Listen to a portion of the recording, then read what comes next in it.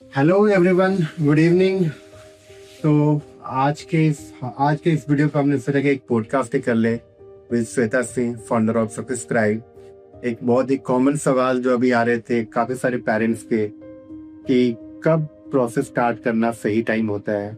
हमने कई सारे 9th-10th स्टूडेंट से बात किया और उनको लगता है कि अभी 2 साल का टाइम है। I think to understand this we are connecting to an expert who can guide us through the journey and what is the right time to start the process. So Sweta ji, welcome to the podcast. हम कब process शुरू करें? This is the ultimate question from many parents. So like that हम बात करें all the top countries. So can you guide us that what is the real scenario? So देखो, when we start the process, that's two type of countries हम bifurcate करते हैं। एक तो आपकी इंग्लिश स्पोकन कंट्रीज हो गई और दूसरी जो हो गई वो यूरोपियन हो गई। मोस्ट ऑफ द टाइम जो टाइमलाइन होता है वो डिपेंड करता है इंटेक्स के ऊपर में। एंड जो मेजर इंटेक्स होती हैं वो होती हैं आपकी फॉल। कुछ कंट्रीज में इसको हम फॉल बोलते हैं, कुछ कंट्रीज में हम इनको विंटर्स बोलते हैं। So mostly start in the month of September और अक्टूबर। Alright. So जो application procedure होता है, it's taking example of the countries like US, UK, Singapore, okay, Ireland and others.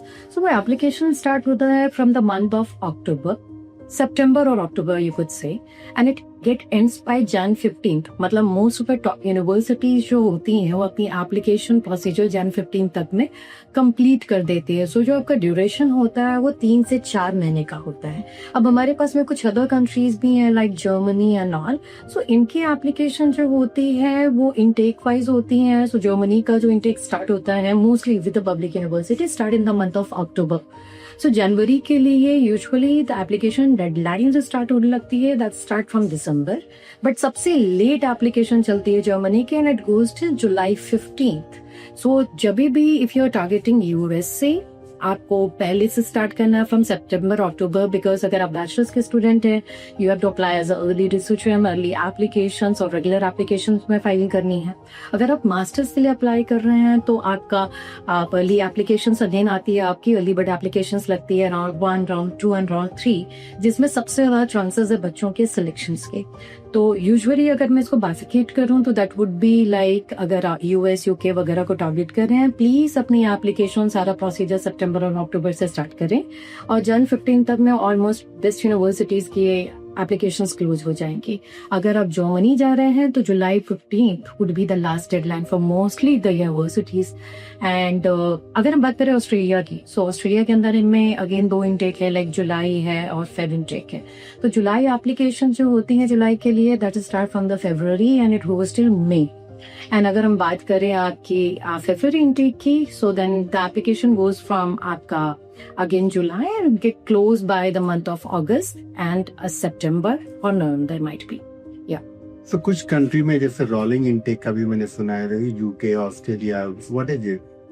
Rolling intake is something like जब आपकी universities almost applications उठा लेती हैं but still they have certain seats which has not been filled by the university, तो वो rolling applications में extend कर देती हैं डेट को। That's called the rolling procedure. Yes. और अगर किसी पेरेंट ने टाइमली डिसीजन नहीं लिया, टाइमली स्टार्टिंग के प्रोसेस, तो क्या इम्पैक्ट आएगा? उनका क्या सिलेक्शन होगा या नहीं होगा? सी वन थिंग देयर, जब भी हम किसी बड़ी यूनिवर्सिटी को टारगेट कर रहे होते हैं, किसी बड़ी कंट्री को टारगेट कर रहे होते हैं, तो उसके लिए हमें स्ट्रैटेजी पहले से बनानी होती है।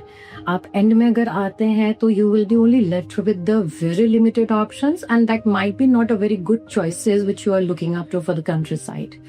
सो हम हमेशा सजेस्ट करते हैं कि आप टायरली टारगेट करें अपने टाइमलाइन को with the profile and other parts and then you could decide. It's not only about कि आप लिमिटेड ऑप्शंस के साथ में बचे रह सकते हैं। इनफैक्ट जो आपकी एप्टीट्यूड टेस्ट होती हैं शायद उनके भी डेडलाइन जा सकते हैं। So by the time you are applying you are left with nothing. आपको क्या करना पड़ता है, फिर आपको 1 साल पूरा गैप ईयर लेकर के देन अप्लाई करना पड़ता है। सो वी ऑलवेज सजेस्ट कि आप जब भी किसी भी कंट्री को टारगेट करें at least you should start 2 years ago या 1 साल पहले से आप अपनी एप्लीकेशन के लिए प्रिपरेशन करना शुरू करें। आई थिंक अभी जो देखो आप भी इन्फ्लेशन को देख लें या फिर रुपीज के डिप्रिसिएशन के कारण स्टडी अब्रॉड की कॉस्टिंग काफी बढ़ गई है। एंड यहाँ पे बहुत सारे पेरेंट्स बोलते हैं कि अब हमें स्कॉलरशिप मिलती है तो प्रॉब्लम हमारे लिए प्लान करना काफी इजी रहता है। तो क्या अगर हम लेट अप्लाई करते हैं तो उसका क्या इम्पैक्ट आया स्कॉलरशिप के ऊपर में? देखो, लो ग्रेड इंस्टीट्यूशन को तो कोई फर्क नहीं पड़ता, उनकी डेडलाइन एक्सटेंडेड रहती हैं। वो आई थिंक जनवरी के बाद अभी फरवरी, मार्च, अप्रैल, मई तक भी खुले हुए रहते हैं। Even you will see the same scenarios with UK universities. अगर आप स्कॉलरशिप्स की बात करें तो अच्छी यूनिवर्सिटी की तो फर्स्ट राउंड और सेकंड राउंड में ही सारी एप्लीकेशन प्रोसीजर खत्म हो जाती हैं। मोस्टली चांसेस बच्चों के लेस हो जाते हैं। अगर आप लेट आते हैं तो आपको लो ग्रेड इंस्टीट्यूशन के साथ में स्कॉलरशिप मिलती, but it might be not having a very good scholarship which you are thinking of, that it will be going with 30%, 40% or 50% of scholarships. So that's something very important for the parents who are planning for study abroad. Please late decision ना ले आप अपने applications के लिए. So what about student who are taking decision after the board result or when they enter into third years of their college? What kind of challenge they might face when they think about study abroad from a top country? So जब भी आप top countries mention करते हैं तो हमेशा हमारे दिमाग में 2-3 कंट्रीज तो आती है। ऑफ कोर्स यूएस हो गई, यूके की रसल ग्रुप यूनिवर्सिटीज हो गई। सो अगर आप application after completion of your education कर रहे हैं तो सबसे बड़ी प्रॉब्लम ये होती है कि अभी जस्ट मैंने बताया आपको कि deadline is something which we have to take care of. और ये डेडलाइन आपकी जब आप इनरोल्ड रहते हो, let's take example that you are going for the bachelor's degree and you are in class 12th, तो आप 12th ऑलरेडी इनरोल्ड रहते हो। आपकी एप्लीकेशन अक्टूबर से स्टार्ट होती है। आपका 12th कंप्लीट करने का टाइम मे बी मई या जून तक का होता है when you get the final results. लेकिन गुड यूनिवर्सिटीज या टॉप कंट्रीज अपनी application by the time close कर देती हैं। सो आपकी October to January by the time you are enrolled with the university तभी हो रही होती है, because they all they want is the productive score जो आपके पास में उस टाइम रहता है अगर आप 12th में इनरोल्ड हो तो। लेकिन एज मैंने मेंशन किया पहले भी आपको कि अक्टूबर टू जनवरी अगर खत्म हो रहा है और आप स्टिल इनरोल्ड हो और आप वेट करो कि मेरा रिजल्ट जो कि मई या जून तक में आपका आ गया है और तब आप इनरोलमेंट करो, तो आप ऑफ कोर्स सारी अच्छी यूनिवर्सिटीज की डेडलाइन यूज कर जाते हैं। So there is a very high chance of taking a gap year for those students. Yes, they have to go with a gap year, which we feel is not good unless the student is not enrolled in certain curricular activities. But the universities prefers them to apply when they are already doing their class 12th or they are in their graduation. Okay, like आपने पहले भी reply कर दिया इस सवाल का, लेकिन मैं फिर से दोहरा रहा हूँ कि मतलब किस कंट्री का प्रोसेस सबसे पहले स्टार्ट होता है, किसका सबसे लेट तक चलता है? So US, UK, Singapore, Ireland, but island again extended चली जाती है समटाइम्स अगर आप बहुत टॉप नॉच यूनिवर्सिटीज की बात करें। एंड यूरोप की few of the countries like you might be thinking about Netherland हो गई, फिनलैंड हो गई, इटली हो गई, इनकी एप्लीकेशन प्रोसीजर जो होती है इनिशियली स्टार्ट हो जाती है। लेट करने वाली एप्लीकेशन में समटाइम्स यूके की कुछ यूनिवर्सिटीज हो जाती हैं, बी इट नॉन रसल्स और रसल्स, जो लेट तक एप्लीकेशन लेती है। Yes, as I already mention कि Germany is also one of the country जो कि आपकी लेट एप्लीकेशन एक्सेप्ट करते हैं, क्योंकि जर्मनी को ना इंटायर रिजल्ट चाहिए होता है। The student who is planning to go to Germany for their bachelor's or they want to go for their master's degree, Germany always want their final results if you are going to the public university. Just in case if you are going for the private ones because your academics is not good. Again, here is one or another criteria जो कि हम next podcast में बात करेंगे कि अब Germany 70% से नीचे even private institution को में आपको enroll नहीं होने देगी। So अगर आप public universities के लिए जाना चाहते हैं तो that is a compulsion that you have to have your results in your hand. तो अगर आप late deadline after the completion of your 12th या graduation कर रहे हैं, जर्मनी ले लेगी। बट अगर आप बात करें top universities of different countries like US and UK, you have to enroll before in hand, उनकी एप्लीकेशन जल्दी खत्म होती है। तो जर्मनी के लिए of course you can wait till July 15th and they will be enrolling you for that.